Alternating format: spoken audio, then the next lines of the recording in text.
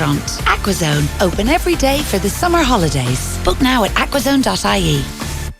Off the ball. This is News Talk. So it's finished 1-0 in Moscow. We're headed for extra time. It's 1990 all over again for England. 1-0. Trippier in 5 minutes, and then Perisic with the brilliant equaliser in the second half, and neither side could break through since then. So how do you sum that up? Did either side deserve to win, Stewie? No, I don't think so. I think I'd certainly sum it up as being an opportunity missed for England. There's no doubt about it. How so? Because they were in such control of the game. I thought they had done everything right up until half time.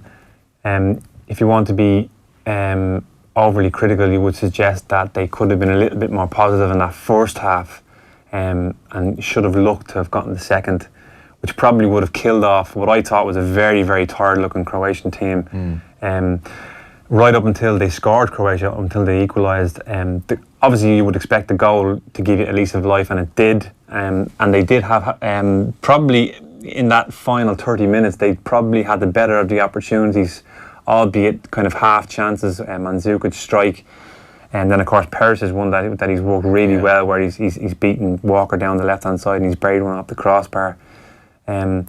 Something in my head is, I just feel that Croatia have looked very tired for the majority of this game, and I think through sheer will and determination they've just pulled something out of the bag. They've fought their way back to technique. Surely they have kept the ball better than England this evening. Surely they have looked to create a bit more. Like, England have really not kept the ball by the standards they've set earlier on in this tournament. Yeah, I agree. I wouldn't disagree with that at all. When you look at Croatia's goal, there's quality there, because even the cross from Vrsaljko is a good quality ball. It's deep, it's high into a very, very good area.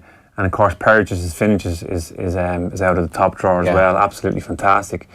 I just can't get the energy levels out of my head, because I just feel that this is now the third game in a row that Croatia have gone to extra time. I feel I feel England just have the edge energy-wise, but quality-wise, I'm not so sure. Yeah.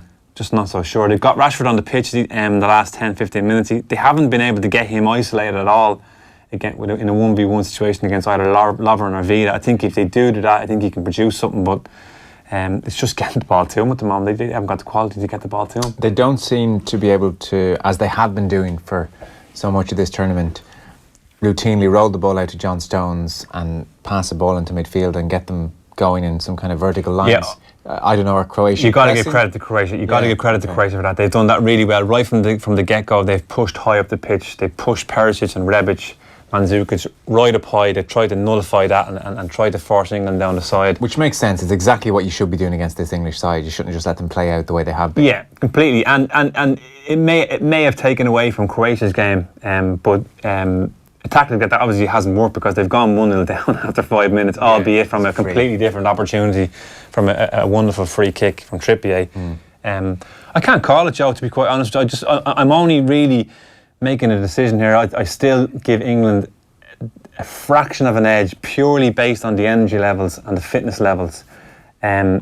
But if you haven't got the quality to be able to produce something, then we're going to penalties. I know. This can absolutely go either way. And I said to you, England looked as likely to concede or not concede in this game. But I must say, having thought England would win beforehand, I think I'm almost just swept away by the momentum and the general kind of joie de vivre about the whole thing, and just the energy about the whole English group. Now watching this game, it just has struck me Croatia do have more quality, and England can't actually control the game. Henderson's not able to control the game. They don't have players who can control the game. I think Croatia have created far more chances, looked more dangerous. It looked to me like England were sitting ducks for a lot of that second half. I wasn't surprised the goal came. I don't think they're suddenly going to get the ball and start passing it around and controlling the game now. I think they're looking to probably move the ball quickly to a Kane or to a Rashford, or for Young or for Trippier to swing in across. If I was Gareth Southgate, what I would be telling my team at this point is, forget about getting it down and passing through. I would look for that long option to Harry Kane, because I felt even in parts of the first half and in the second half, even goal kicks from Pickford, Kane was winning balls.